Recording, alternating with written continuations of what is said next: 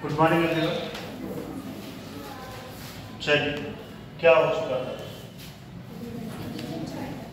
Citizen chart. ठीक, समझाने का हम पूरा समझा दिए। कोई डाउट है किसी को? तो जरा बताएं। चलिए आप लोग बताएं, टीचर्स बताएं। तो लोग गायब हैं, बहुत अनसीरियस बच्चे हैं सच में। क्लास में बैठ के पढ़ना चाहिए। 24 घंटे में 4 घंटे आपको से पढ़ना है। 4 घंटे में हालत खराब हो जाता है। आइए, क्या बोला?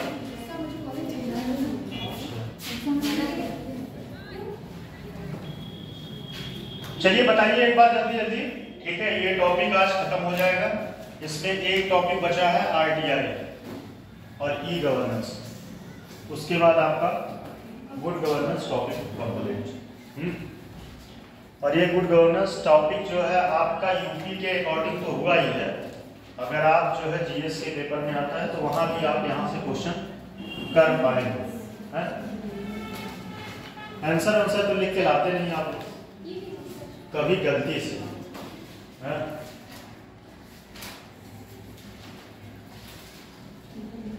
राइटिंग तो बड़ी प्यारी है आपकी, नंबर बड़ा अच्छा मिलेगा।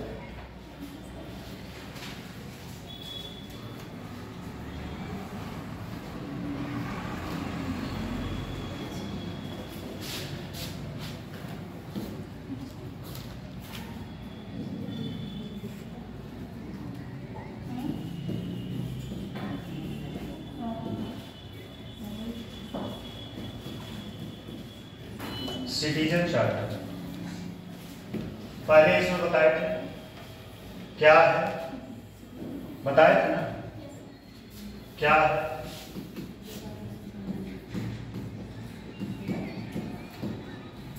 फिर इसका विशेषता या लाभ,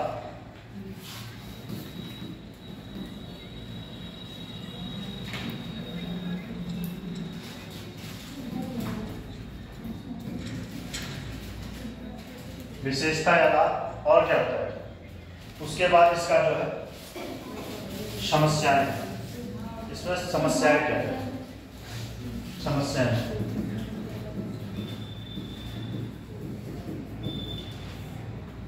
और सुझाव या पहल।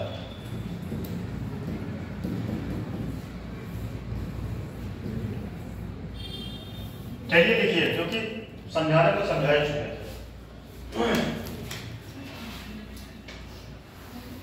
ये टॉपिक आज कंप्लीट हो जाए। क्योंकि इसमें 5 दिन लग गया, उसे 3 दिन में होना चाहिए।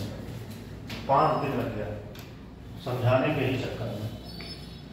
सारे लोग क्लास से ही गए आज के।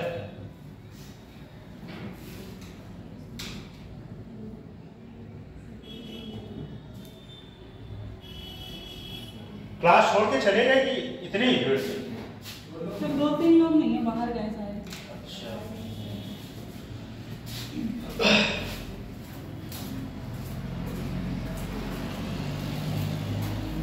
चलिए लिखिए, सिटीजन लिखिए, सिटीजन चार्टर। इसका परिभाषा लिखिए। सिटीजन चार्टर,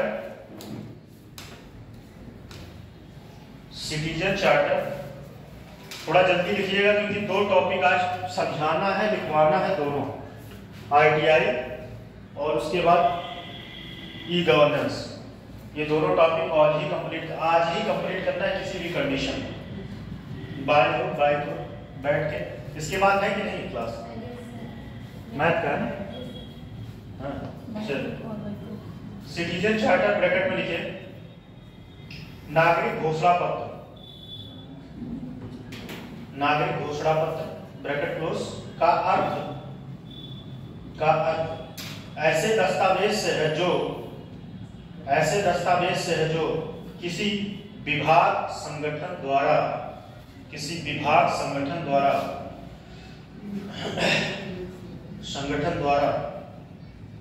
दी जाने वाली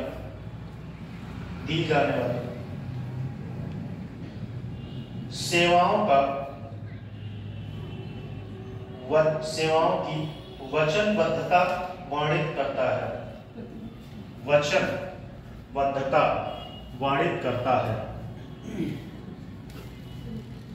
वचनबद्धता वर्णित करता है। जहां प्रत्येक सेवा नागरिकों के लिए अधिकार का सृजन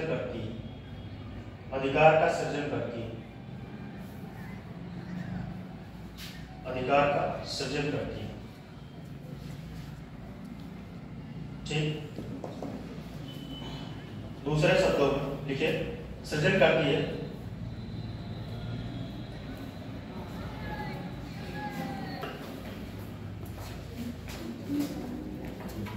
दूसरे शब्दों में कहाँ गया क्या हो? 20 मिनट हो गया क्लास को, 20 मिनट हो ही गया होगा। दूसरे शब्दों में नागरिक घोषणा पत्र,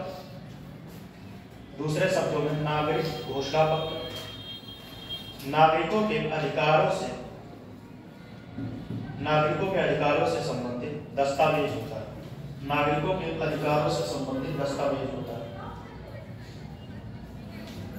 जो शासन को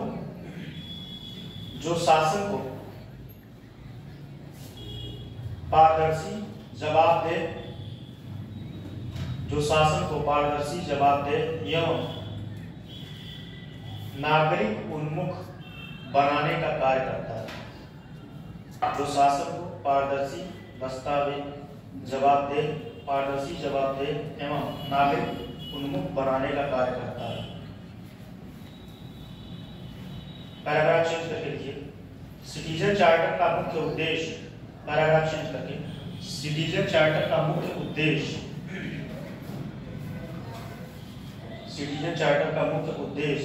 जन सेवाएं प्रदान करने,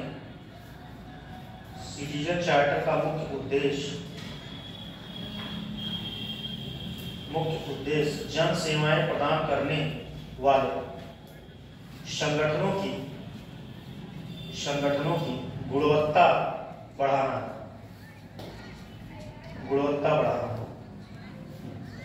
चार्टर के द्वारा गुणवत्ता बढ़ाना।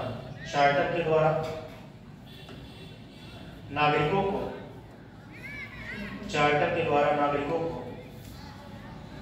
संबद्ध मंत्रालय या विभाग के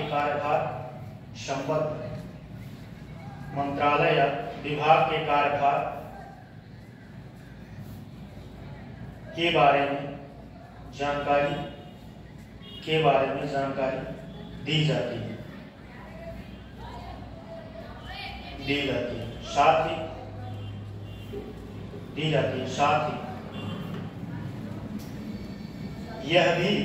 साथ ही यह भी उन मंत्रालयों औद्योगिक विभागों के विभिन्न अधिकारियों से संपर्क कैसे स्थापित किया जा सकता है।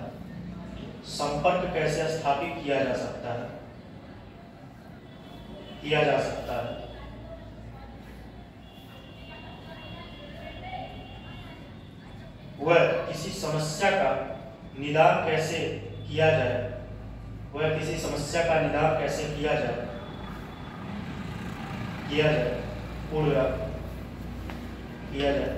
वास्तव में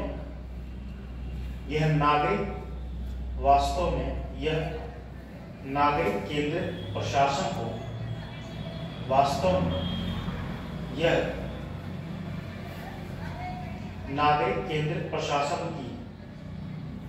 नागरिक केंद्रित प्रशासन की दिशा में उठाया गया एक महत्वपूर्ण कदम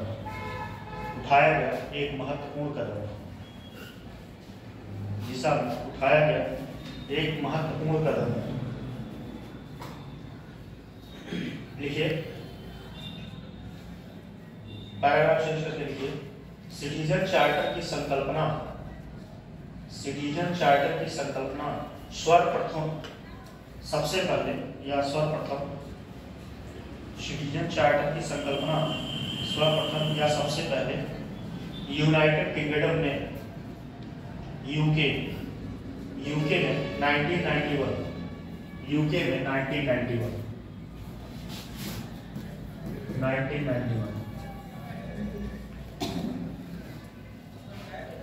में आई थी, में आया था या आई थी।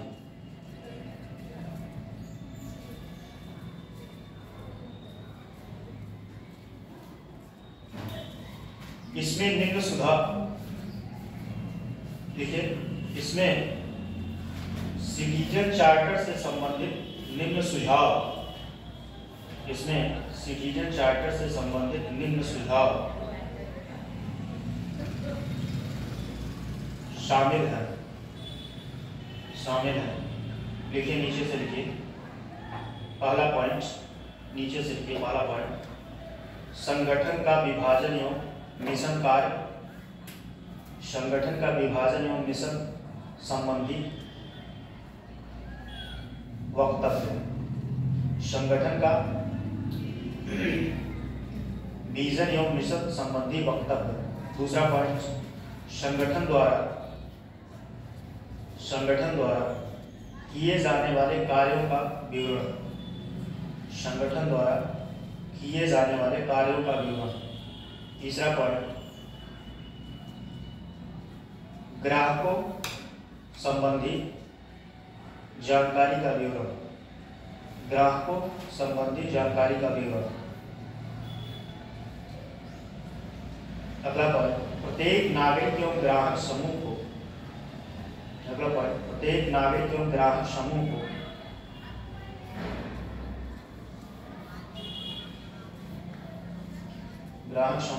दी जाने वाली सेवाओं का विवरण एवं उसके लिए नियम समय सीमा,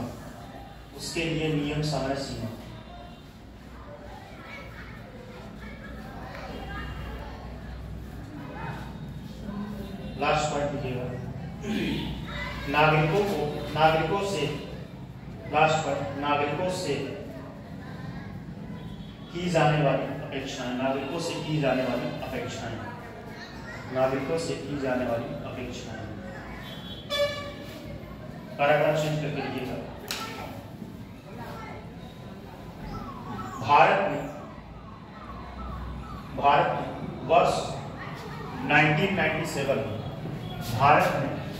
वर्ष 1997 में सिटीजन चार्टर की संकल्पना को अपनाया था।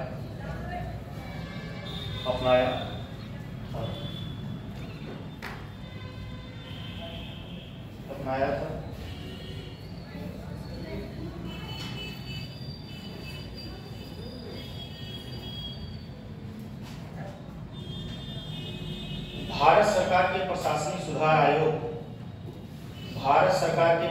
सुधार आयोग एवं भारत सरकार के प्रशासनिक सुधार आयोग एवं जन शिकायत विभाग में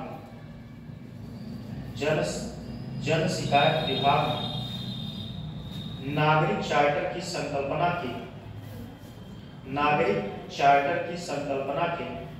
समन्वय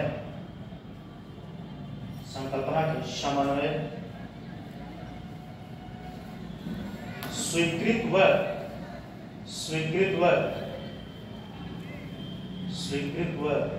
क्रियान्वयन की दिशा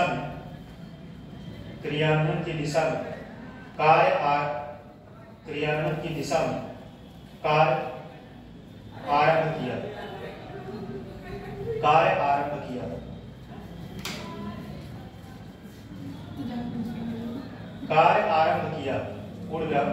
इस विभाग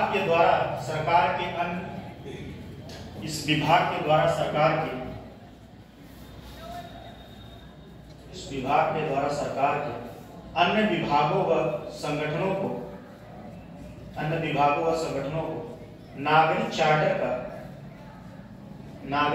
का निर्माण करने के संबंध में नागरिक चार्टर का निर्माण करने के संबंध में दिशा निर्देश जारी किए गए। दिशा निर्देश जारी किए।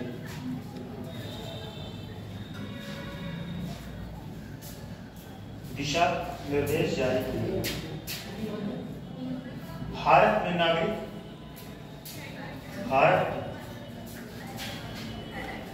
नागरिक चार्टर के संबंध में एक उल्लेखनीय बात यह है कि भारत में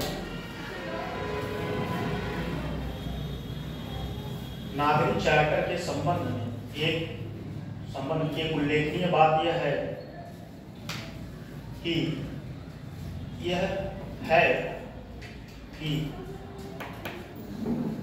इनमें न सिर्फ सेवा प्रदाता संगठन के इनमें न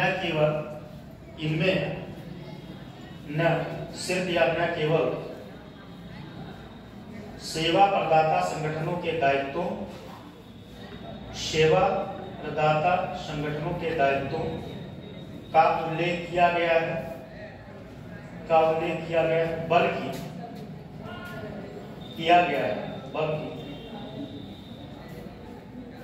इसमें उपभोक्ताओं के दायित्वों का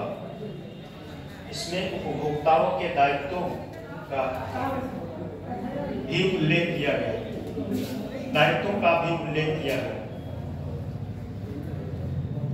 नीचे से लिखिएगा फिर। नीचे से फिर उत्तर प्रदेश में प्रशासन उत्तर प्रदेश में शासन प्रशासन को प्रदेश की जनता के कर्तव्य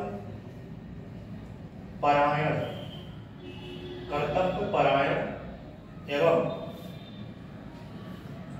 एवं जवाबदेही का बोध कराने के लिए सिटीजन चार्टर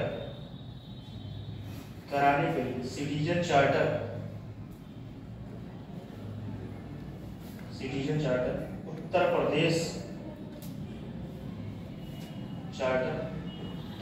प्रदेश सरकार के सभी विभागों में लागू किया गया। उत्तर प्रदेश सरकार ने इस संदर्भ में ये जरूर लिखिएगा।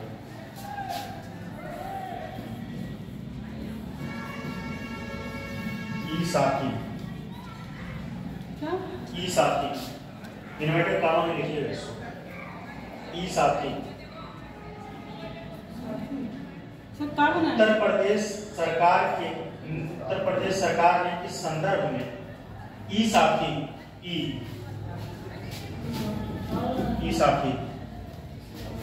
भाई फिर से लिख देना।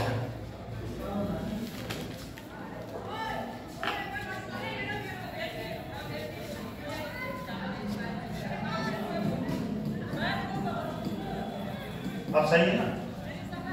ई साथी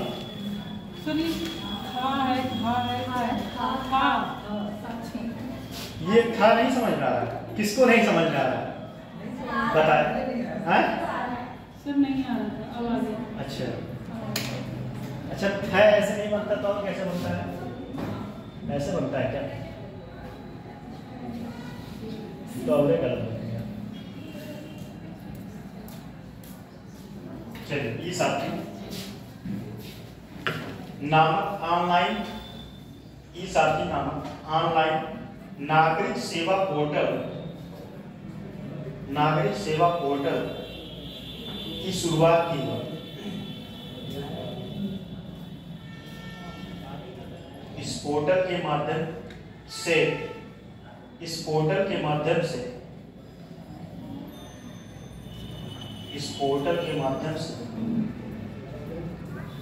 आम नागरिक ई डिस्ट्रिक्ट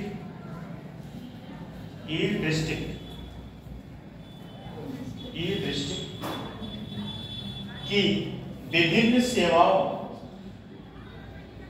सेवाओं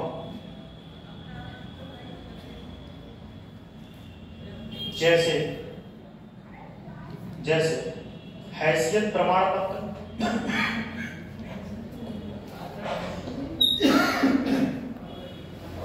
हैसियत प्रमाण पत्र,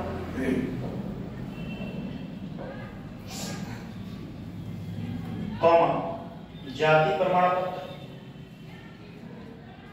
जाति प्रमाण पत्र, कॉमा आय प्रमाण पत्र, आय प्रमाण पत्र,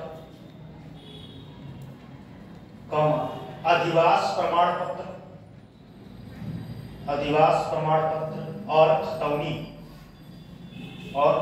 की नकल, और खतौनी की नकल इत्यादि के लिए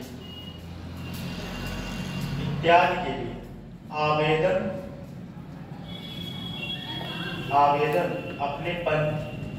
अपने पंजीकृत अकाउंट के माध्यम से, अपने पंजीकृत अकाउंट मतलब क्या, जीमेल आईडी जो, उसके माध्यम से आप कर सकते हैं। पंजीकृत अकाउंट के माध्यम से कर सकता है या कर सकते हैं, तथा आवेदन के निस्तारण के पश्चात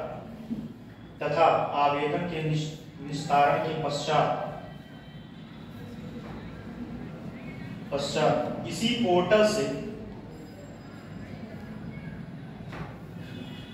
पोर्टल से प्रमाण पत्र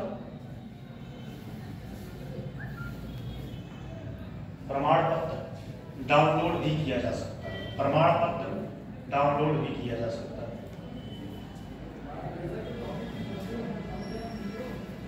अच्छा, कल एक जो है फैक्ट के बारे में बात हुआ, कल लोकायुक्त का कार्यकाल उत्तर प्रदेश में, तो कुछ लोग सही बताए थे, आप सही बताए थे ये लोग भी।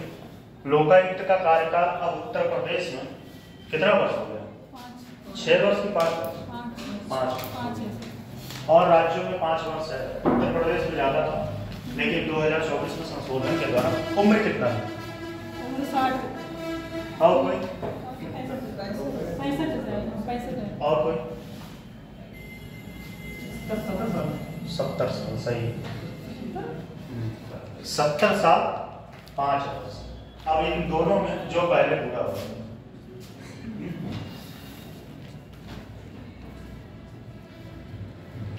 चलिए आगे देखिए। सिटीजन चार्टर के क्रियान्वयन में समस्याएं, सिटीजन चार्टर के क्रियान्वयन में समस्याएं। कब पूरी भी मिला कि नहीं आपको खाने? हैं? हाँ, कल तो छुट्टी हो, पूरी नहीं पाया। छुट्टी थी सर, आपको नहीं पता, संभव है। सबने खाया था, आपको नहीं बताया गया। आप खाए? कैसे पता कि हम नहीं खाए थे?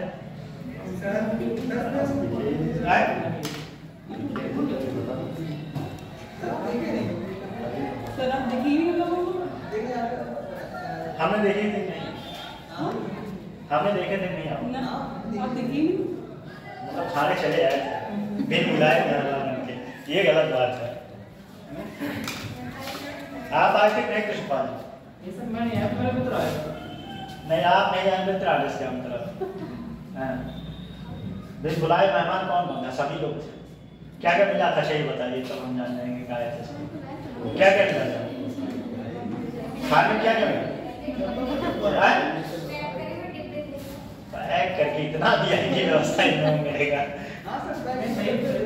पैकेट मिला था,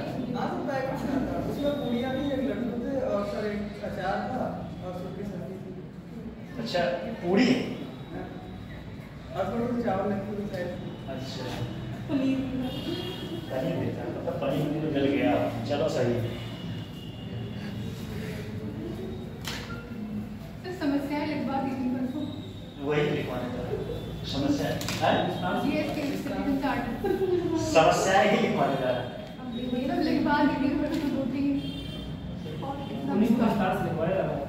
समस्याएं लिखवाने ही जा रहे हैं, क्या करेंगे? तेज बोलिए। लिखवा दिए थे? नहीं, वो चार्ट बनाए थे। अब ठीक है, चार्ट से काम चल जाए, छोड़ दीजिए सर। 2-3 ही लिखी है केवल। ठीक है, चार्ट से काम चल जाए, छोड़ दीजिए सर। 3 ही चल जाएगा।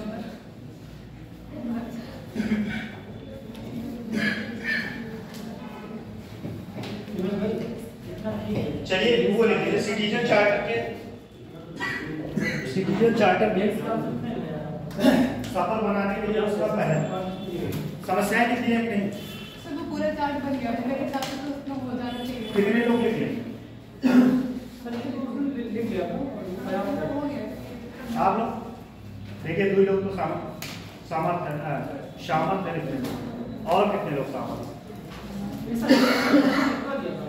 क्योंकि भाई क्लास 2 लोगों के भरोसे नहीं छोड़ सकते। बताइए आप लोग भाई, बोलने में 1 घंटा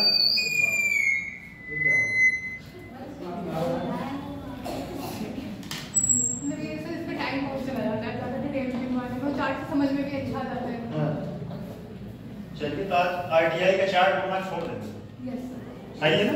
यस सर। वैसे आप टॉपिक बनी है चार्ट में। ठीक है, आरटीआई लेकिन बहुत इंपॉर्टेंट टॉपिक है आरटीआई।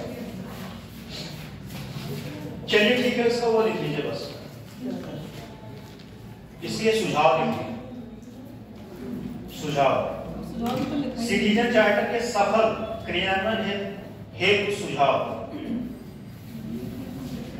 सुझाव में सिर्फ की पॉइंट लिख पाए, एक की पॉइंट का पूरा सेंटेंस कोई बता दे, मैं सुझाव नहीं लिख पाऊंगा।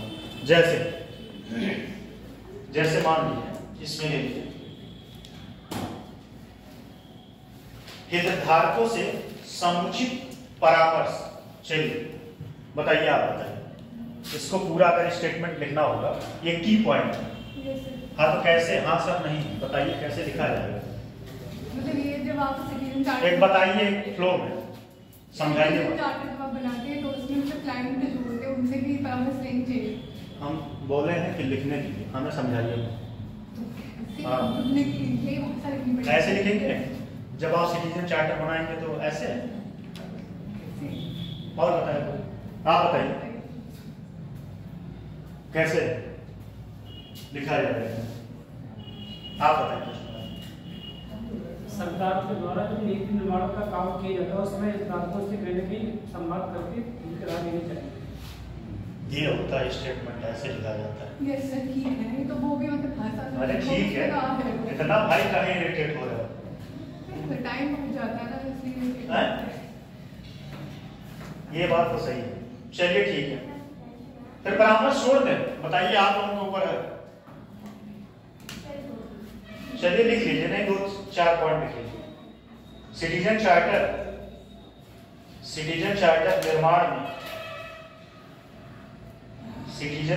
निर्माण करने हेतु मानकों एवं सिद्धांतों का विकास किया जाना चाहिए। जैसा कि ब्रिटेन में सिटीजन चार्टर की घोषणा के लिए किया गया था। एक मिनट, थोड़ा सा मैं सहमत हो जाऊंगा। बताइए, आप लोग भी लिख लेंगे? हैं? आप 4 लोग बताइए, लिख लेंगे? हैं? आप लोग बताइए, आप लोग जो की पॉइंट है उससे पूरा कंप्लीट हो जाएगा? नहीं हो पाएगा तो लिखिए भाई, हम ऐसा नहीं कर सकते ना कि किसी 2 व्यक्ति लिख ले और छोड़ दे। अगला पॉइंट लिखिएगा, चार्टर तैयार करने में हितधारकों से समुचित परामर्श किया जाना चाहिए ताकि इसमें निरंतर सुधार हो सके।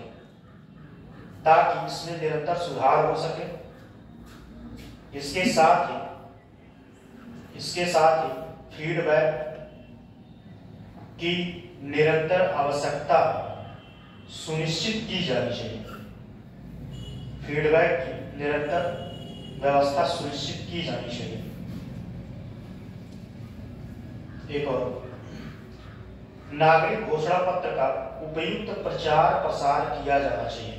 अब प्रचार प्रसार कैसे? रेडियो, टेलीविजन, सोशल मीडिया, किसी भी माध्यम से। अगला पॉइंट, ये अच्छा पॉइंट है, इंपॉर्टेंट है। जन सेवा और वैज्ञानिक दृष्टिकोण जन सेवा और वैज्ञानिक दृष्टिकोण रखने वाले कार्मिकों की भर्ती को प्रोत्साहित या प्रोत्साहन दिया जाना चाहिए। जन सेवा और वैज्ञानिक दृष्टिकोण रखने वाले कार्मिकों की भर्ती को प्रोत्साहित किया जाना चाहिए। अगला एक और,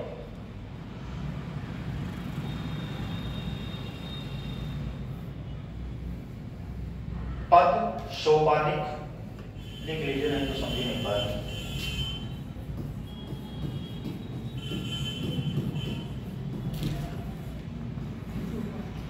पद सोपानिक,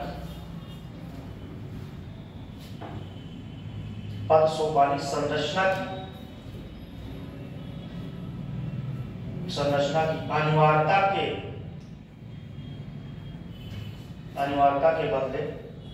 अनिवार्यता के बदले टीम कार्य संस्कृति, टीम कल भी यही बोले थे,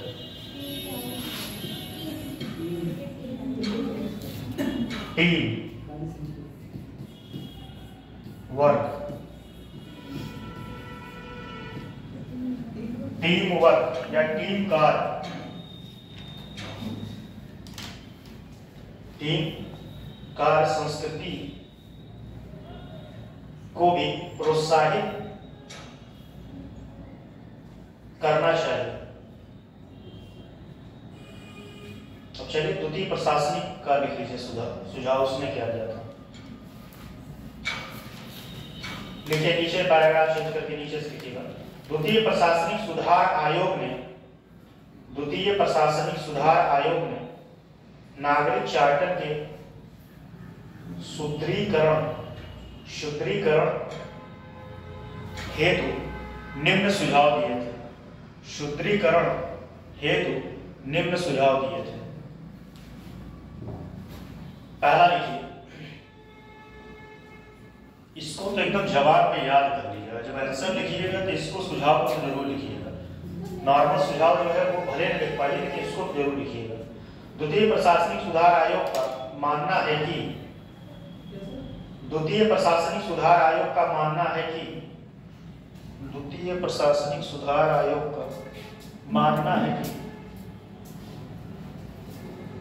नागरिक चार्टर को, कल हम भी जा रहे हैं पटना में इलाहाबाद, कल आपका क्लास सुबह के टाइम रहेगा। कल क्लास नहीं कि मैं जाऊंगा डायरेक्ट इलाहाबाद, जाएंगे हम लोगों के हक की लड़ाई आप लोग किए जाए कम से। द्वितीय प्रशासनिक देखेंगे नहीं अपडेट आप लोग, एक दिन बताएंगे। कोई एक दिन कहा था कि बताइए नॉर्मलाइजेशन के बारे में, किसी दिन एक्स्ट्रा टाइम होगा तो बताएंगे कितना इसमें पेज है।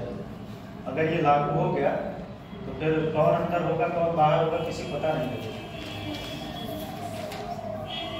द्वितीय प्रशासनिक सुधार आयोग का मानना है कि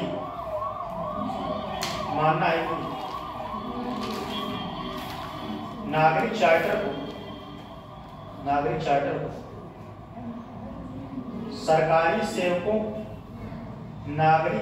को सरकारी सेवकों को जिम्मेदार बनाने के उद्देश्य से निर्मित किया जाना चाहिए।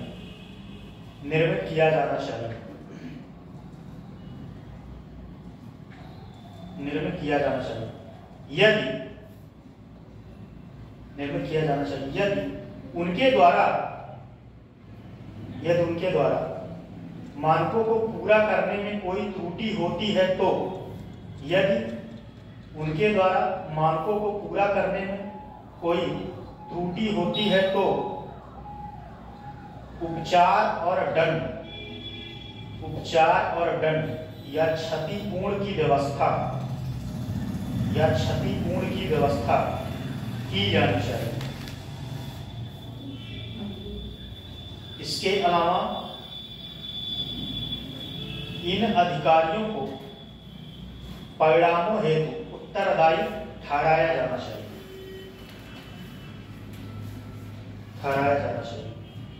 अगला पॉइंट ठहराया जाना चाहिए। अगला पॉइंट, आयोग ने सुझाव दिया है कि उपभोक्ताओं की शिकायतों और उनके समाधान के संदर्भ में एक डाटा बेस। सांस तो ले लो। चलिए आयोग ने सुझाव दिया है कि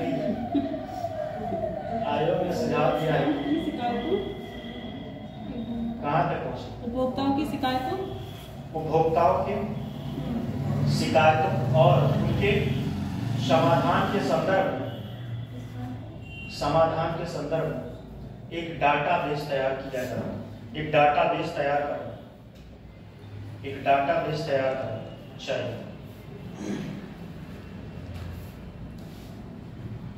ठीक, एक दो सुझाव और हैं वो भी लीजिए।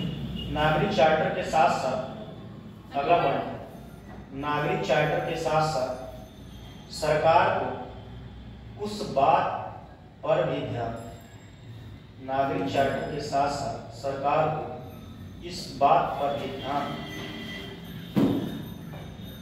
देना होगा कि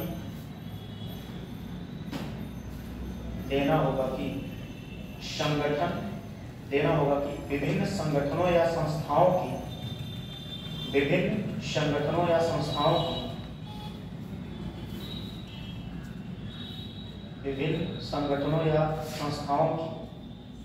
कार्य संस्कृति और संरचना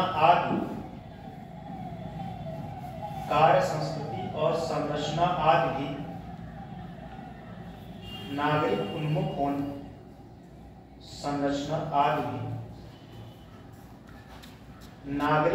बने रहे।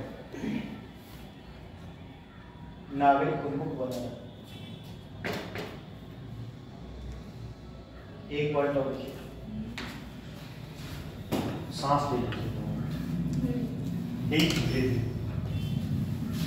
एक गहरी सांस लीजिए और चलिए आयोग का अगला पॉइंट, आयोग का मानना है कि नागरिक चार्टर को तैयार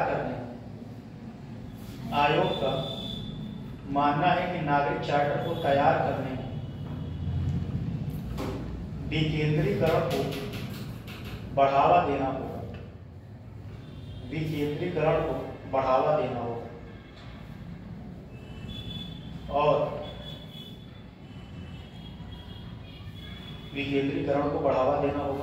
और केंद्रीय अभिकरणों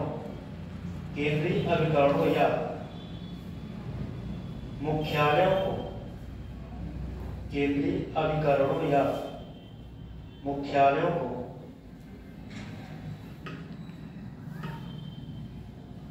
मार्गदर्शन व सलाहकारी की भूमिका निभानी चाहिए। इतना पॉइंट हुआ, क्या पॉइंट हुआ? 2-3 प्रशासनिक सुधार आए, क्या पॉइंट हुआ?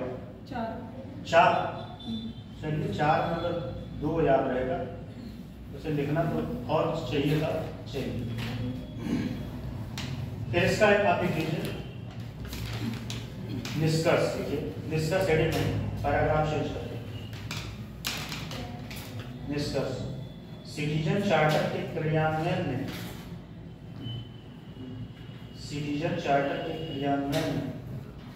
आ रहे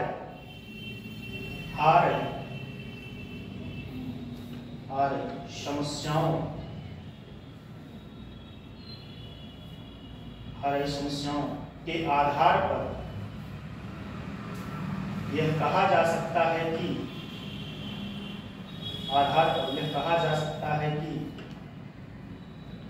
इसका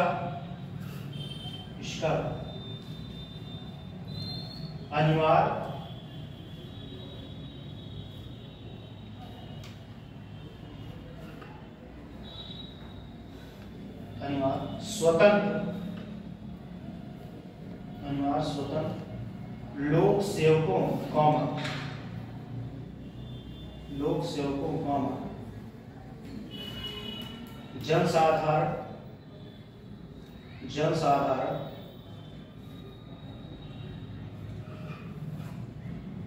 जनसाधारण एवं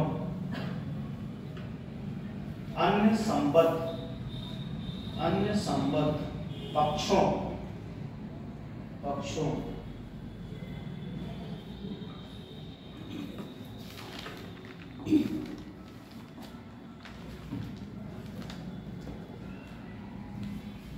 को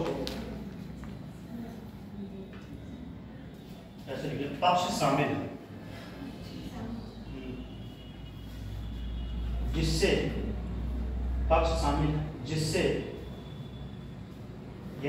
जिससे या जिसमें दोनों बात एक ही है, चाहे जिससे लिखिए चाहे जिसमें लिखिए, रातों रात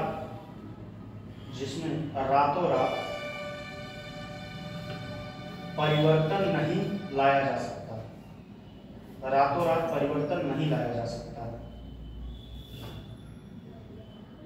राज्य सरकार के रातों रात परिवर्तन नहीं लाया जा सकता है। राज्य सरकार के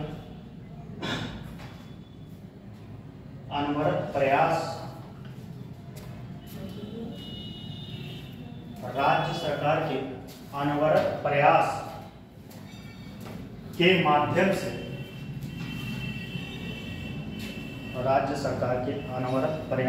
माध्यम से सिटीजन चार्टर को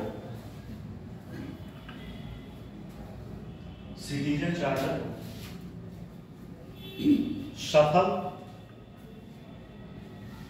बनाया जा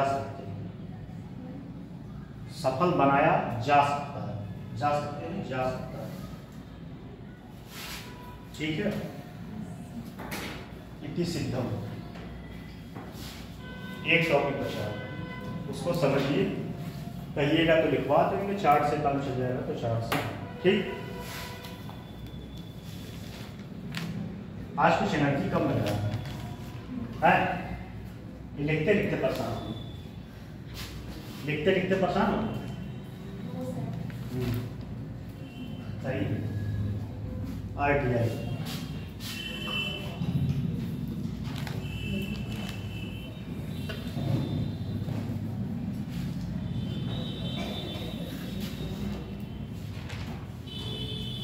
RTI का फुल फॉर्म कौन बता सकता है?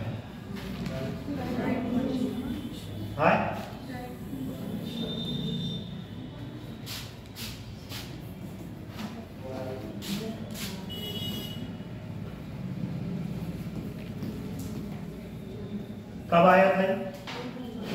2005 में। कैसे आया? पहली बात तो क्या है?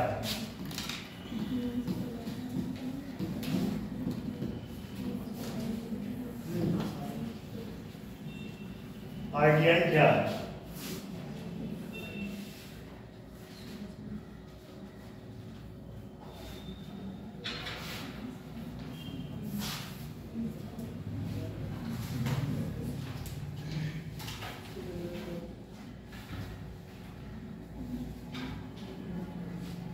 चलिए थोड़ा डिस्कस किया जाए, तब उसके बाद हम तो है ही हैं बताने के लिए। बताइए RTI से लाभ क्या है? कोई बताए RTI से लाभ क्या है? बस इतना बताए। अच्छा हाँ, कल आप कह रहे थे, अब सही समझ में आया किताबी बातें और समझाने में क्या फर्क होता है? देखिए हम जो समझाते हैं वो लिखने के लिए नहीं होता, वो कॉन्सेप्ट होता है। ठीक है, वो दिमाग में आपकी कहानी बैठ जाती है। लिखने के लिए आपको यही नोट्स वाला ही बात लिखना पड़ेगा। ठीक, लेकिन चीजों को समझ तो होनी चाहिए। एक होता है मैप के तरीके से, मान लीजिए कोई आपको बता रहा है आपको बरेली जाना है, बरेली में मैप के माध्यम से बता रहा है ऐसे ऐसे ऐसे करके आपको जाना है, और कोई ये बता के ये चौराहा है, फिर उसके बाद बरेली। ज़्यादा समझ कौन आएगी? आप बताएं, आप अच्छा, मान लीजिए आप पढ़े लिखे व्यक्ति हैं, ठीक है, आप तो मैप समझ जाएंगे। बहुत सारे ऐसे व्यक्ति हैं जो गूगल क्या बोलते हैं उसको, जो गूगल मैप का यूज ही नहीं करना है ना। कितने लोग कर लेते हैं आप बताइए? बहुत बार किए हैं? बहुत बार किए। और कौन हाथ उठाए? गूगल मैप का कौन कौन यूज कर लेता है? कहीं जाना हो गूगल मैप के सहारे आप पहुंच सकते हैं। बढ़िया है, अच्छी बात है। टेक्नोलॉजी से आप लोग 1 to 1 है। चलिए अच्छा बताइए लाभ, आरटीआई से लाभ, चलिए आप बताइए। आरटीआई से लाभ ये हो सकता है कि जो सरकार है वो उसका शक्ति बढ़ सकता है और शक्तियाँ सशक्त हो सकती है सरकार। अच्छा। और सर इसमें पारदर्शिता और जवाबदेहिता बढ़ जाती है। इससे भ्रष्टाचार जो होता है वो उसको रोकने में कम करने में मदद होता है। ये बातें आप सही बताएं। और आप दोनों लोग बताएं, आप बताएं। सर किसी भी मंत्रालय विभाग के बारे में हम कोई भी जानकारी प्राप्त कर सकते हैं। कोई भी जानकारी यानी उसके अंदर क्या। अच्छा आईटीआई के दायरे में कौन नहीं आता है? कौन नहीं आता है?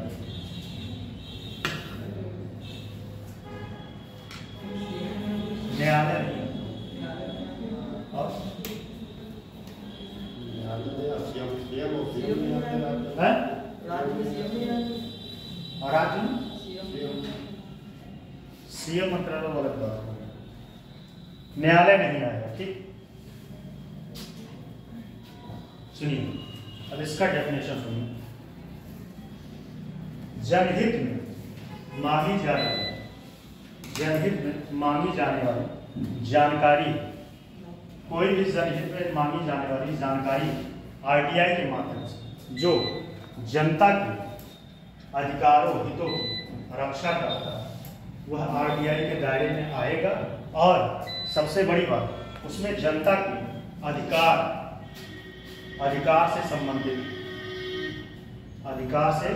संबंधित विभिन्न दस्तावेजों, जो भी उसके दस्तावेज हैं आप वहां से मांग सकते हैं। कहां से? जिस डिपार्टमेंट में उसके अधिकार से संबंधित कोई मुद्दा फंसा हुआ है।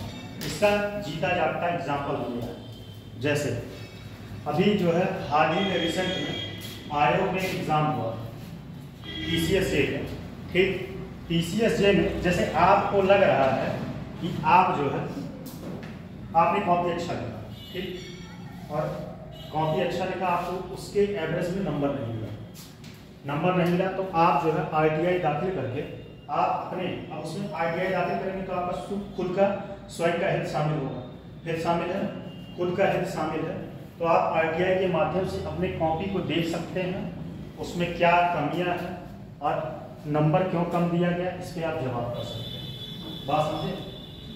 अभी हाल ही में 51 कापियाँ जो है TCS-J में बदल दी गई। ये बातें कैसे पता चला?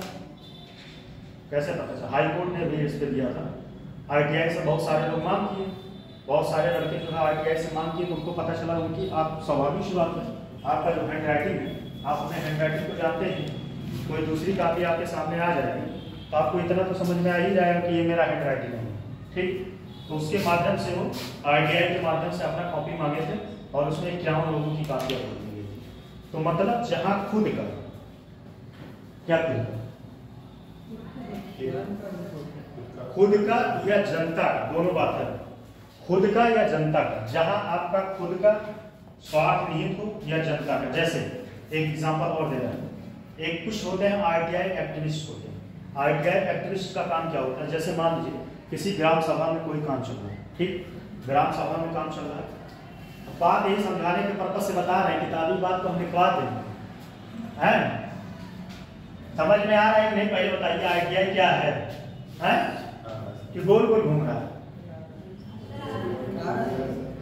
देखिए आरटीआई के माध्यम से जैसे मान लीजिए आपके गांव में कोई काम चल रहा है, ठीक, और आपको संदेह है कि ये पैसा जितना बजट आया है उतना बजट ये प्रधान और सेक्रेटरी मिल के खर्च नहीं कर रहे। तो जैसे जिले में बहुत सारे लोग आरटीआई एक्टिविस्ट होते हैं, वह जो है समाज के बारे में या जनता के बारे में स्वयं आगे आते हैं, उनका व्यक्तिगत उसमें कोई स्वार्थ नहीं होता। लेकिन आजकल तो बहुत सारे स्वार्थी हो गए हैं, आरटीआई डाली है, पता चले सेक्रेटरी 2-4-5 नंबर दे दी, प्रधान जी मुझे नहीं देती, तो आजकल तो ये धंधा हो गया है। लेकिन पहले क्या था कि आरटीआई जो एक्टिविस्ट होते थे उनका व्यक्तिगत स्वार्थ कुछ नहीं होता, वो चाहते थे जो भी नीतियाँ आ रही हैं जो भी नीतियां लागू हो रही, जो भी पैसे हैं, वह समाज पे कैसे, कहाँ पे खर्च हुआ, कितना खर्च हुआ और कितना बचा। उनका पर्पज ये था कि मतलब जो भी पैसे आए वो पैसा सही तरीके से यूज हो पाए। लेकिन आज के समय, वर्तमान समय में जो RTI एक्टिविस्ट हैं, कुछ लोग तो बस अपना जेब टाइट करने के चक्कर में रहते हैं। पता चले प्रधान के सेक्रेटरी पीछे लग गए, सेक्रेटरी जो है वो पैसा कमा रहा है। अब उसको समझ में आ गया, सेक्रेटरी साहब पर फोन लेके घूम रहे हैं, कार से घूम रहे हैं। उसके बाद समझ में आया कि स्वाभाविक सी बात है, वो RTI दाखिल करेगा। और जब RTI दाखिल किया तब सेक्रेटरी साहब को मिलना पड़ेगा उस एक्टिविस्ट से। भाई तुम्हारी समस्या क्या है बताओ। कुछ नहीं समस्या है, जितना खा रहे हैं कुछ इधर भी दे दीजिए। तो ठीक है, आगे से तुम कोई RTI दाखिल मत करना, तो समस्या होगा हमसे मिलना। तो ये काम हो रहा है, बात समझ में आया। इसमें पहले लिख लीजिए क्या है, किसी भी सरकारी उपक्रम या विभाग से जानकारी, किसी भी सरकारी उपक्रम या विभाग से जनता के हित में मांगी गई जानकारी, ठीक, या मांगी गई जनता या स्वयं, दोनों बातें, जनता या स्वयं दोनों ने, ठीक, जानकारी। इसी में एक पॉइंट और लिख लीजिएगा, सूचना पाने का अधिकार, जानकारी या सूचना लिख लीजिए, सूचना मांगी गई जानकारी या सूचना पाने का अधिकार।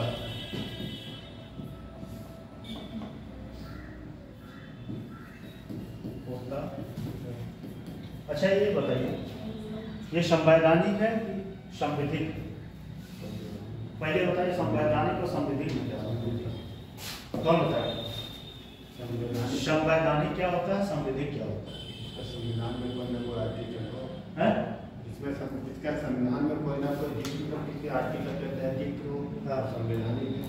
और संवैधानिक है वो क्या होता है, वो अधिनियम के द्वारा बनाया जाता है, कानून के द्वारा। कितने लोग इस बात को जानते थे? आप जानते हैं? आप तो जानते ही हैं। चलिए एक इसमें एक पॉइंट और लिख लीजिए, अनुच्छेद,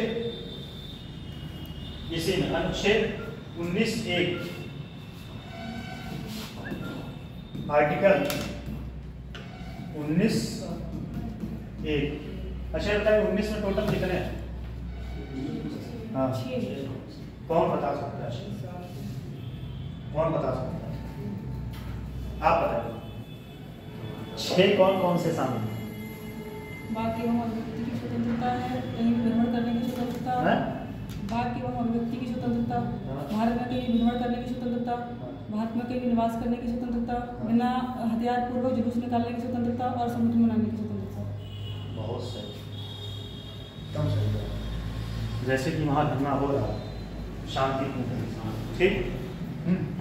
अनुच्छेद 19(1) ये समझ लीजिए, चाहे उसके बाद लिखवाएंगे नहीं। अनुच्छेद 19(1) और 21 21 के तहत नागरिकों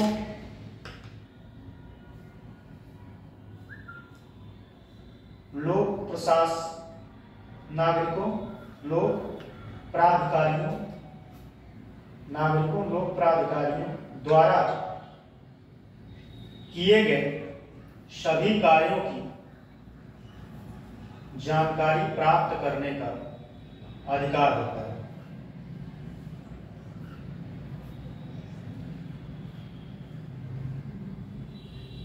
अच्छा, इसका एक मूल कारण और बता दें। सबसे बड़ी फायदा तो ये, सबसे बड़ा फायदा ये हुआ कि RTI से भ्रष्टाचार ज़्यादा तो नहीं रुका, लेकिन लोग डर गए हैं, ठीक है, डर गए हैं। कोई भी अधिकारी जो है, अच्छा ये उससे तो डरा, ये सबसे ज़्यादा रील से डर गया है। रील देख रहे हैं, पता चले मोबाइल कैमरा जेब में ऊपर रखा है, ऑफिस में घुस गया, चलिए सर हमारा काम करवा दीजिए, नहीं ठीक है नहीं हो पाएगा, अच्छा सर पैसा दे दीजिए, तो कैमरा उसका, उसके बाद न पकड़े अधिकारी महोदय फिर न पकड़े हैं। तो इससे जो है भ्रष्टाचार धीरे धीरे थोड़ा सा कम हुआ, पूरा तो नहीं कम हुआ, लेकिन हाँ कुछ हद तक लगाम लगा भ्रष्टाचार में। अधिकारी जो है कोई गलत कार्य करने से पहले एक बार डरते हैं। जैसे कोई सेक्रेटरी है, जैसे मान लीजिए कल जो सेक्रेटरी बन गए, नहीं खूब पैसा कमा कर रहे हैं,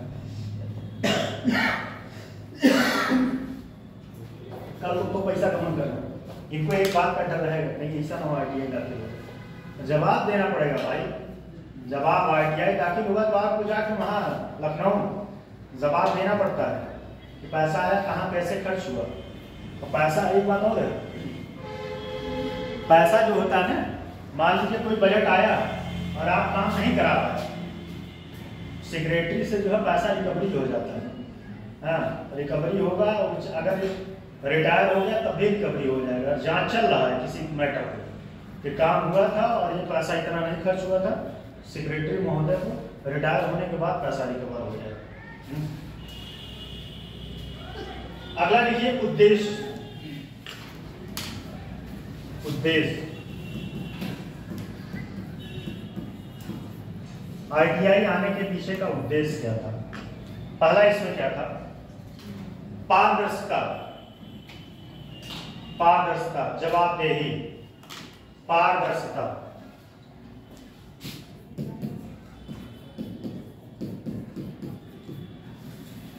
जवाबदेही,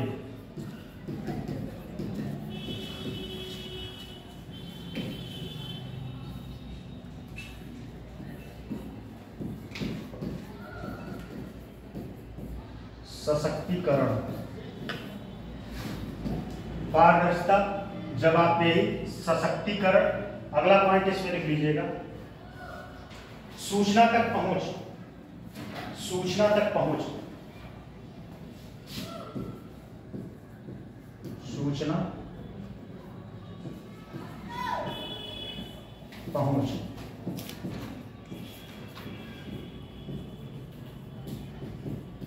भ्रष्टाचार पर लगाम या नियंत्रण,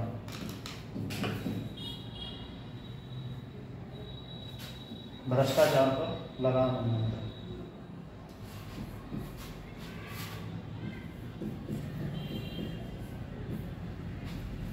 भ्रष्टाचार पर लगाम या नियंत्रण। एक पॉइंट और लिख लीजिए इसमें,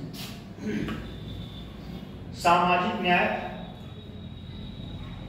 सामाजिक न्याय लोकतंत्र को मजबूत करना, सामाजिक न्याय लोकतंत्र को मजबूत करना। आज पहले ऐसे समझते चलिए, तब एक एक पॉइंट आगे बताएं, क्योंकि कल वो टाइम चला जाता है। ये बताना नहीं है, ये भी नहीं बताना, सशक्तिकरण, ये समझ लीजिए। RTI आने से सशक्तिकरण होगा कि नहीं? सशक्तिकरण होगा ही, स्वाभाविक सी बात है। जब RTI मतलब किसी भी डिपार्टमेंट से आप जो है कोई भी सूचना प्राप्त कर सकते हैं, जब सूचना प्राप्त करेंगे तो स्वाभाविक सी बात है कि उसमें जो है जनबल, जनबल मतलब जनबल क्या कैसे बताइए आप लोग, थोड़ा सा बताइए। सशक्तिकरण बताइए, हम बता देंगे, एक बार आप लोग बताइए किताबी डेफिनेशन आपके लिए बताइए। कृष्णपाल जी, सशक्तिकरण हाशिए पर खड़े लोगों का उद्धार करने के लिए करना। और आप बताएं। नहीं एकदम ख्याल नहीं आता आप लोग?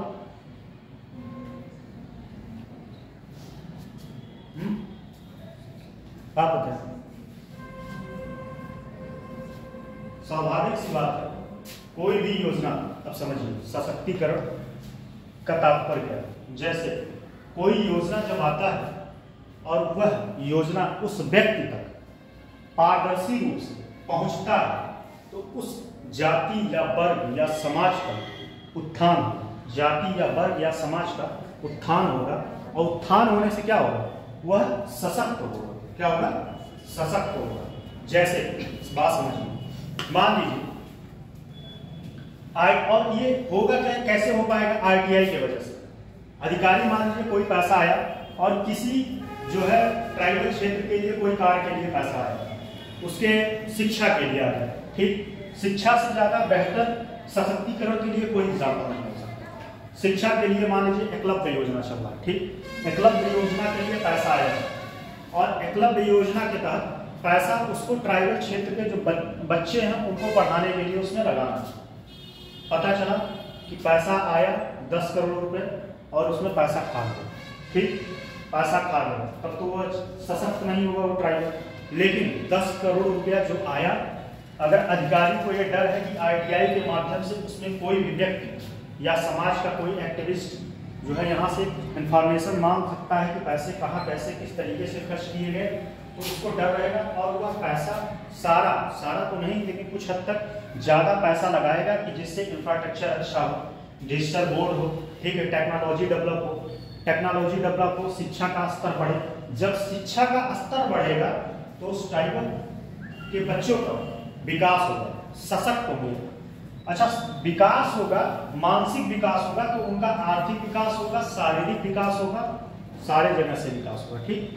अगर कोई व्यक्ति शिक्षित है तो स्वाभाविक सी बात है वो आर्थिक रूप से सशक्त हो ही जाएगा, आर्थिक रूप से सशक्त हो ही जाएगा। उसको जो है किसी चीज, अगर कोई ऐसे समझिए, अगर मान लीजिए आप शिक्षित नहीं है, आपको पैसे दे दिए जाए तो आप उस पैसे का क्या कर पाएंगे, कुछ नहीं कर पाएंगे। पैसे का आप सही तरीके से यूज नहीं कर पाएंगे, यूटिलाइज नहीं कर पाएंगे। अगर कोई व्यक्ति पढ़ा लिखा व्यक्ति है और उसके पास वो पैसे जाते हैं तो अच्छे मल्टी डायमेंशनल में वो जो है उस पैसे को इन्वेस्ट करेगा और उससे अपने को सशक्त बनाएगा। सशक्त वाली बात समझ में आएगी, कुछ ज्यादा तो नहीं घुस के बता दिए, इतिहास पहुंच। और उसमें उसके बाद क्या था, सूचना तक पहुंच। तो ये तो बात बताने नहीं, सूचना तक पहुंच। आरटीआई लागू होने से कोई भी व्यक्ति जो है सूचना मांग सकता है किसी भी डिपार्टमेंट से, ठीक। अगला है भ्रष्टाचार पर लगाम। तो भ्रष्टाचार पर लगाम तो लगेगा ही। सूचना जब मांगेंगे, अधिकारी डरेगा कि भाई भ्रष्टाचार करेंगे तो हमको इसका जो है कोई आरटीआई दाखिल करेगा तो इसका जवाब देना पड़ेगा, इसका जवाब देना पड़ेगा। लीजिए अगला पॉइंट है आरटीआई का महत्व।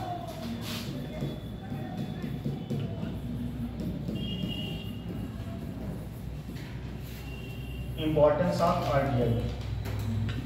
आरटीआई का महत्व, पहले लिखिए, शासकों को पारदर्शी, शासन को पारदर्शी,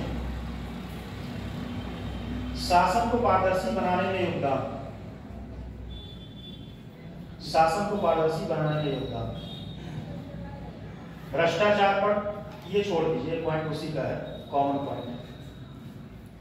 शासन को पारदर्शी बनाने में योगदान। अगला पॉइंट, भागीदारी को बढ़ावा देना, भागीदारी को बढ़ावा देना। अधिकारों की रक्षा, भागीदारी को बढ़ावा देना।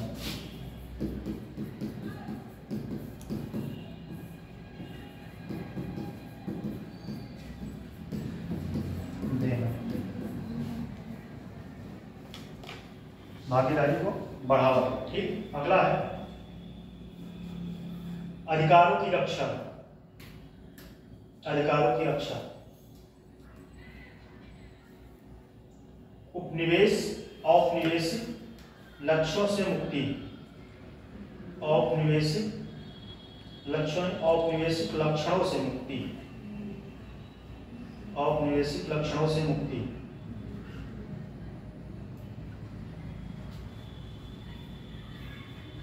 संधारणीय विकास,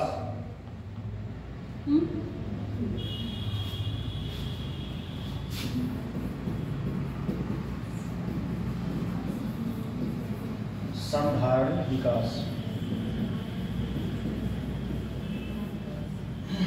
संधारणीय विकास।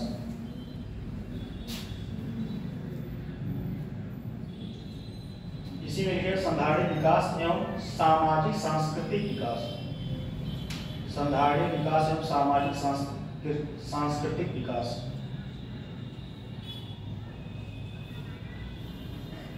अगला पॉइंट सुशासन का वाहक। सुशासन का वाहक, सुशासन का वाहक सहभागीदारी लोकतंत्र। सहभागीदारी लोकतंत्र, सहभागी लोकतंत्र का विकास।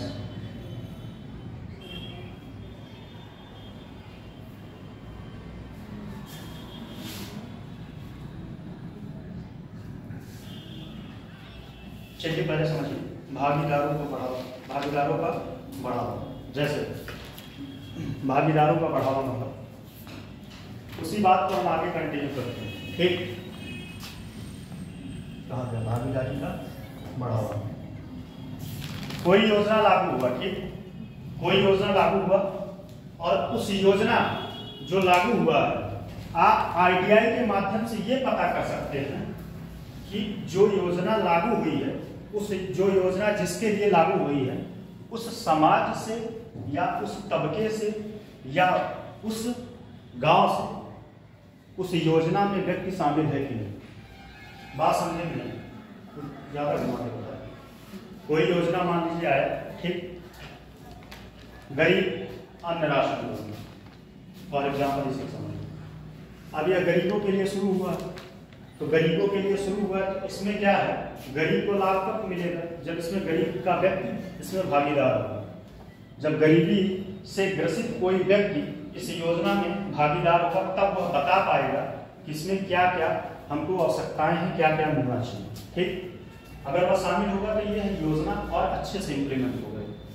अगर अब आरटीआई से इसको कैसे लिंक करेंगे, आरटीआई से जैसे मान लीजिए कोई योजना लागू है तो आपको ये पता करना होगा कि जो योजना लागू हुई है उस योजना में हमारा कोई व्यक्ति है कि नहीं, हमारा कोई व्यक्ति है कि नहीं। भागीदारी का बात समझ रहे हैं, हमारा कोई व्यक्ति है नहीं। तो आरटीआई दाखिल करके कोई भी योजना आप ये पता कर पाएंगे उस योजना में जो योजना जिसके लिए शुरू किया गया उस समाज से कोई व्यक्ति उसमें शामिल है। भागीदारी, बात समझे कि नहीं? भागीदारी तो ये पॉइंट पारदर्शी क्या है? पारदर्शी, देखिए भागीदारी पारदर्शी होता है कि वो एकदम समाज के सामने एकदम प्रत्यक्ष रूप से वो चित्रित रहे, प्रदर्शित रहे। ठीक, अगर कोई भी इंफॉर्मेशन है तो गोपनीय ना। ठीक, जैसे मान लीजिए मैं पढ़ा रहा हूँ, जैसे एक चीज कहते हैं नोट्स नहीं देंगे तो वो अपारदर्शी होता है। क्लास में सारे लोगों को नोट्स मिल रहा है तो पारदर्शी हो गया। सारे लोगों के लिए एक समान व्यवहार, सारे लोगों के लिए समान व्यवहार। और बताएं, आप बताइए अगला पॉइंट बताइए, अधिकारों की रक्षा। अधिकारों की रक्षा कैसे इसमें होगा?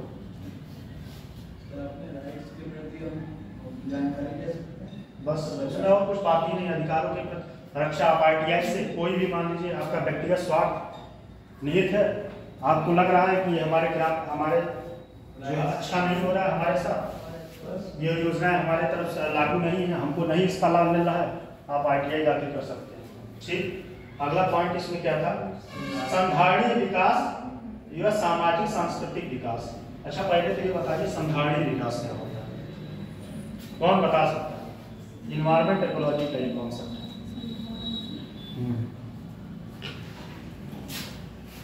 आप बताइए, ये इन्वायरमेंट पढ़े थे? और कौन बताइए?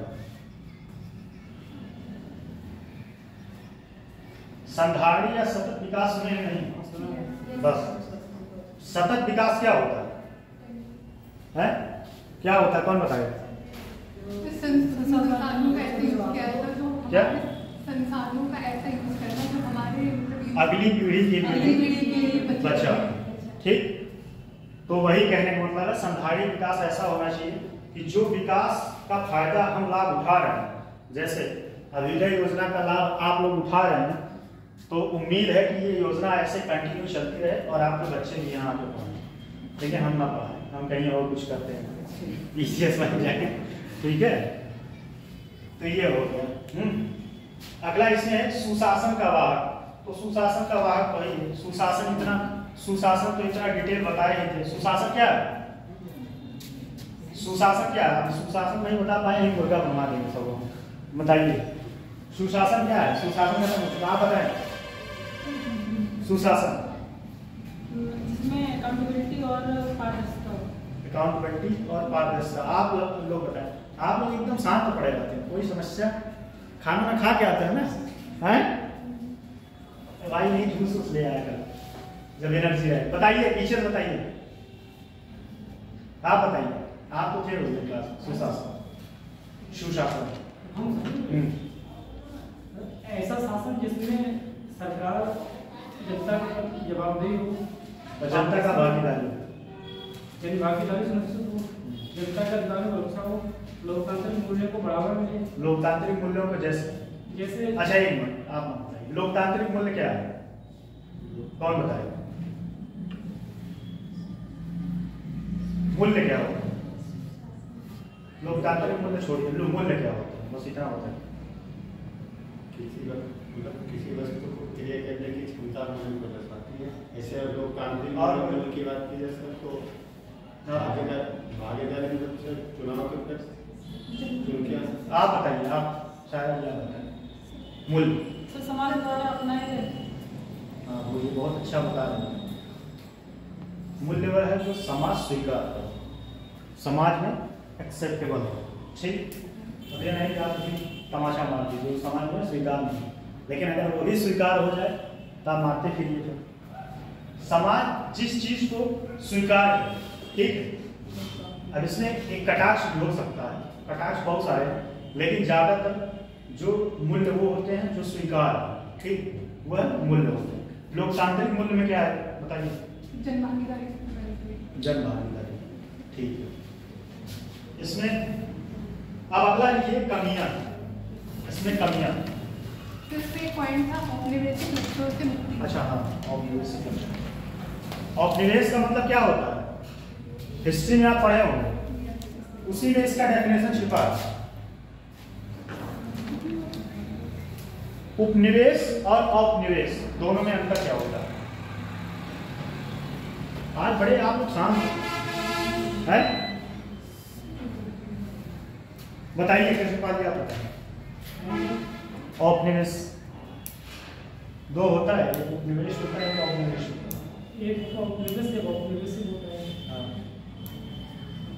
कोई सशक्त राष्ट्र किसी दुर्बल या कमजोर राष्ट्र पर जो अपना शासन और प्रभुत्व स्थापित करता है तो उसको बोलेंगे औपनिवेश।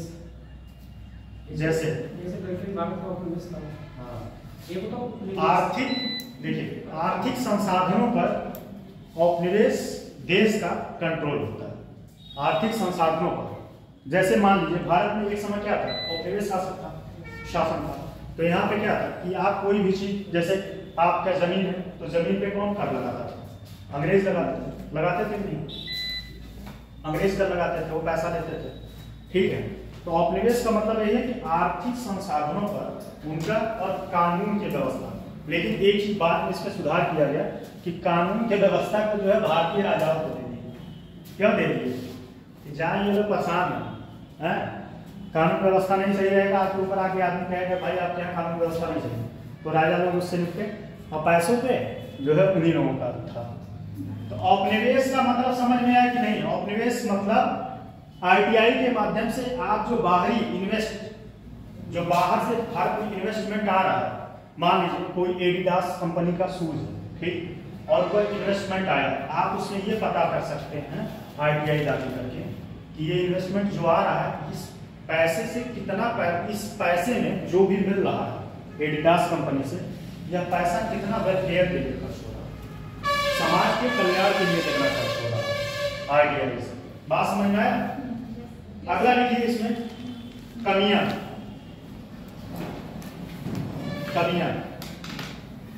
कमियां पहला इसमें दंड का प्रावधान कमजोर, तो ये सब बताने वाली बातें हैं।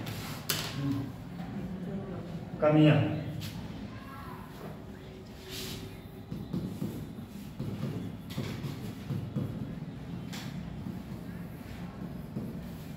में पहला क्या था? दंड का प्रावधान कमजोर। या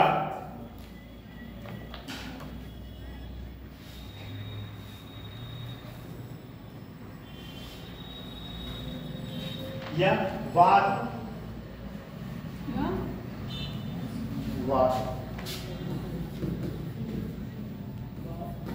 यात्रा, मतलब ये कह सकते हैं डिबेट।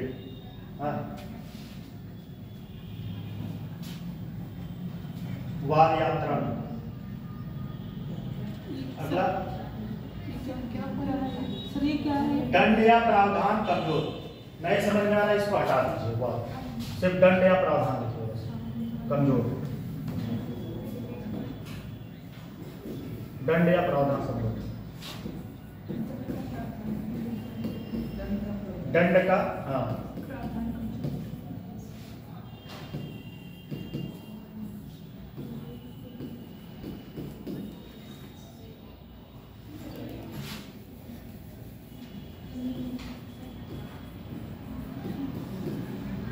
दंड का प्रावधान कमजोर। जैसे कोई अधिकारी भ्रष्टाचार कर लिया तो उसके खिलाफ सख्त कार्रवाई नहीं करनी, थोड़े बहुत जुर्माने के साथ उसको छोड़ दें। अगर उसके खिलाफ सख्त कार्रवाई की जाए तो शायद वह भ्रष्टाचार करने से बचे। ठीक है। उसके बाद जो है, मतलब इसका बात लिंक करके बताएं। आरटीआई मान लीजिए दाखिल करनी है, ठीक, किसी के पर आरटीआई दाखिल के पता चला कि अधिकारी को भ्रष्ट है, लेकिन आप उसके खिलाफ जो है कार्रवाई नहीं करवा पाएंगे, सख्त कार्रवाई नहीं करवा पाएंगे। तो इस वजह से अगला इसमें कमियां क्या है? आरटीआई एक्टिविस्ट की हत्या, जो मैं पहले बताया था। आरटीआई ये सबसे बहुत भयंकर मुद्दा है, ये सबसे समस्या वाला कारण है, सबसे समस्या वाला कारण। आरटीआई विश्व की हत्या। अभी कहीं हाल ही में कहीं एक राज्य था, वहां पे कोई आरटीआई एक्टिविस्ट थे, उनका हत्या कर दिया गया। मान लीजिए कोई ऐसा इंफॉर्मेशन आप निकाल दिए कि जिससे शासन प्रशासन समस्या खड़ी, मैं ख्याल नहीं कर पा रहा हूँ। कोई आरटीआई एक्टिविस्ट है, वह ऐसा इंफॉर्मेशन निकाल दिया कि जिससे शासन और प्रशासन को दोनों को समस्या खड़ी हो जाए, तो फिर उसका क्या होता है? मरवा दिया जाता है। ये सबसे बड़ी समस्या है। इसीलिए ज़्यादातर आरटीआई जो है एक्टिविस्ट नहीं बनना चाहते, क्योंकि व्यक्तिगत इसमें एक चीज़ और देखा जाता है, लाभ तो कोई है नहीं कि आपको सैलरी मिलता है, सैलरी मिलता नहीं। बस ये है कि लोगों के अंदर कुछ होता है कि भाई समाज सुचारू रूप से चलना चाहिए, जो योजनाएं चल रही हैं वो अच्छे रूप से ढंग से चलनी चाहिए, तो वो लोग आगे आते हैं। ये सबसे बड़ा इसमें समस्या का कारण है। जागरूकता का अभाव, जागरूकता का अभाव। अगला पॉइंट इसमें जागरूकता का अभाव।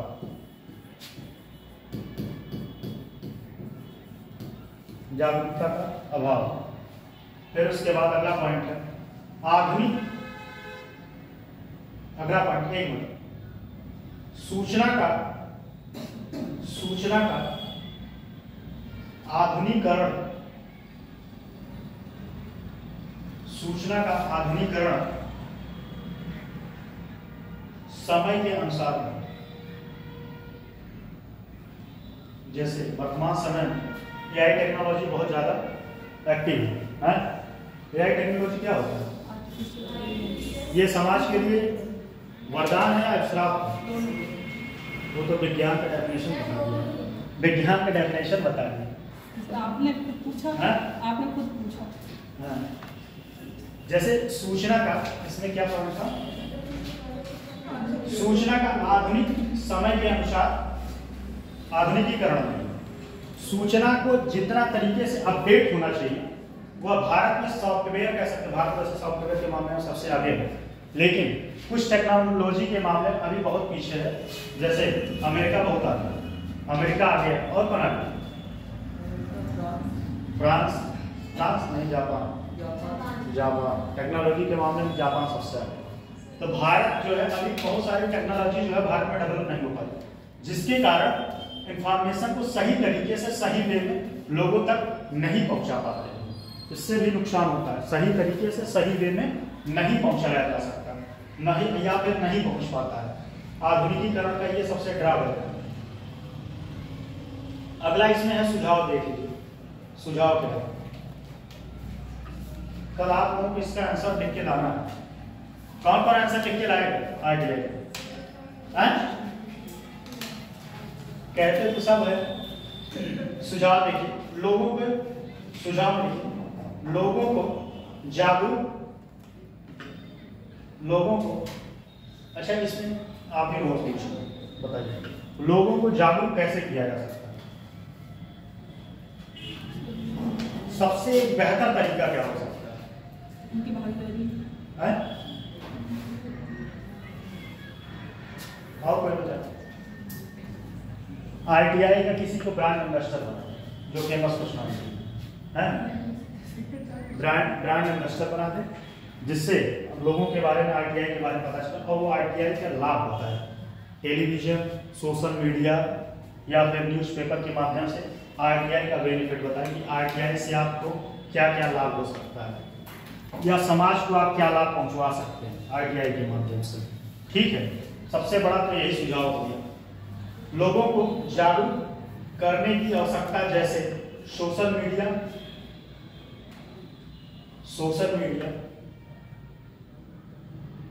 अगला पॉइंट डिजिटल शिक्षा। डिजिटल शिक्षा जैसे आज आपके सामने में आप बैठ के यूट्यूब पे रील देखते हैं। कितने लोग रील देखते हैं सही बताइए, ईमानदारी से हाथ खड़ा करते हैं। और 3 लोग बड़े ईमानदार हैं, ये बात जान लीजिए। और मुझे ये पूर्ण भरोसा है कि क्लास में सारे लोग रील देखते हो। अभी हाल ही का सबसे ट्रेंडिंग रील कौन सा चल रहा है? हाल ही का है? जो रील देखते हैं भाई बताएं, आप बताएं, आप हाल ही का सबसे ट्रेंडिंग रील कौन सा चल रहा है?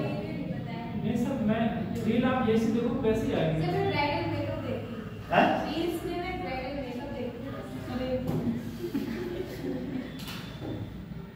ये गाना बहुत ट्रेंडिंग में चल रहा है इस समय। सर बताइए, आप बताइए। हैं? सर आप बताइए। बताएंगे नहीं। सर क्यों? अरे क्या बात है, वो हमारा सब्जेक्ट नहीं है, वो हमारा सब्जेक्ट नहीं है, लेकिन एक रील बहुत ट्रेंडिंग में चल रहा है। शादी का रील है, वो शादी का रील है और उसका विदाई होता है, लड़की की विदाई होती है। जाके यूट्यूब पे सर्च मारिएगा, सबसे ट्रेंडिंग रील है। चलिए, डिजिटल शिक्षा, वैसे रील वाली बात नहीं, डिजिटल शिक्षा वो तो थोड़ा हंसी मजाक वाली बात है, सीरियस समझिए। डिजिटल शिक्षा, आप जो है यूट्यूब से या डिजिटल माध्यम से नए नए तकनीक को सीख के और चीज़ों को इम्प्लीमेंट कर सकते हैं। ठीक है, चीज़ों का इम्प्लीमेंट कर सकते हैं, नए नए तकनीक को सीख के किससे? डिजिटल के माध्यम से।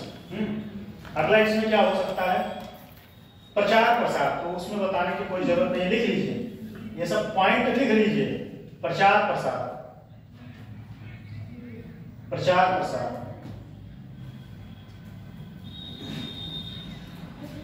ठीक। एक और पॉइंट, न्यायपालिका, यही बात मैं पूछा था। न्यायपालिका और राजनीतिक पार्टियों को इसके दायरे में शामिल करें। राजनीतिक जो पार्टियां हैं वो आरटीआई में नहीं है। राजनीतिक, न्यायपालिका और राजनीतिक पार्टियों को इसके दायरे में शामिल करें। अच्छा ये बताइए, क्या किसी पार्टी के फंड को आप आरटीआई के माध्यम से जानकारी प्राप्त कर सकते हैं कि उसको पार्टी फंड में कितना पैसा मिला है? कंफर्म है?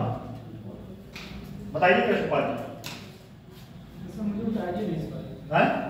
इस बारे में कोई आइडिया नहीं। और कौन बताएगा? जब पार्टी बाहर है तो उसके बाद पार्टी फंड को भी नहीं पता कर सकते।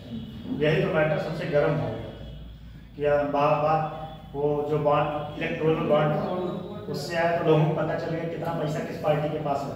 लेकिन एक चीज है, पार्टी का फंड जो है हर साल एक बार चुनाव आयोग देता है कि इस पार्टी के पास इतने पैसे हैं, इस पार्टी के पास इतने पैसे हैं।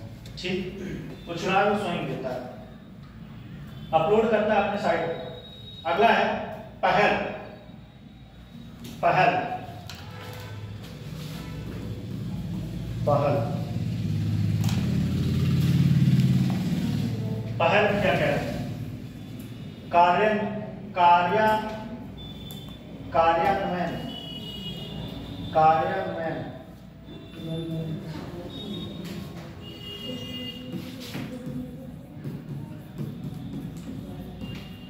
कार्यान्वयन, ये शब्द कितने लोग लिखे? हाँ? असमंजस लिखे? अच्छा, सही है। सामंजस, ठीक, कार्य और अनुपालन। अगला पॉइंट, सक्रिय सूचना का प्रस्तुतीकरण या प्रकटीकरण।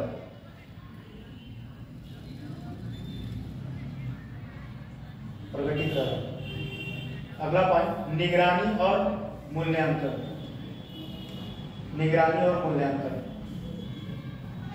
अगला पॉइंट, शिकायत निवारण तंत्र। अगला पॉइंट, क्षमता निर्माण जागरूकता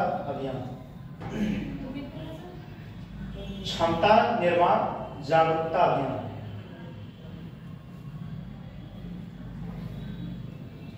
और इसी के एक पॉइंट और ऊपर सबसे जहां जो ग्राफ बनाए थे उसी के ऊपर लिख लीजिए, उत्तर प्रदेश के पहले सूचना आयुक्त, ये प्रीलिम्स के लिए इंपॉर्टेंट हो जाएगा।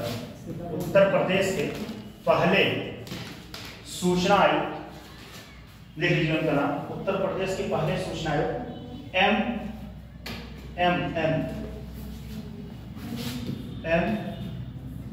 ए खान। M.A. खान 2006 में अपॉइंटमेंट हुआ था। ठीक, अब RTI के बारे में लिख लेंगे कि नहीं? इन ग्राफ का यूज करके बताइए, आप बताइए, लिख लेंगे? लिखिए, क्वेश्चन लिखिए, कल लिख के लाना, देखते हैं कितने लोग लिखे। लिखिए, उत्तर प्रदेश के सूचना आयोग, उत्तर प्रदेश के सूचना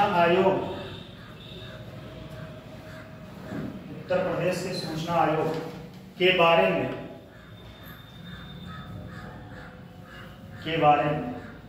विभिन्न पक्षों का, उत्तर प्रदेश के सूचना आयोग के विभिन्न पक्षों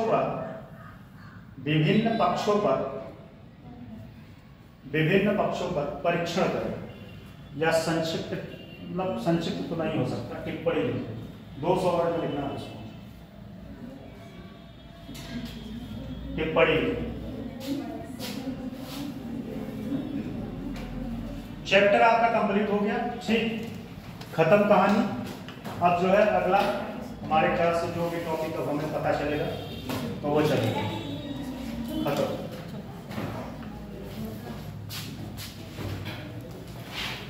अगला टॉपिक जो पता चलेगा वहां से वो शुरू होगा, आज मैसेज आएगा।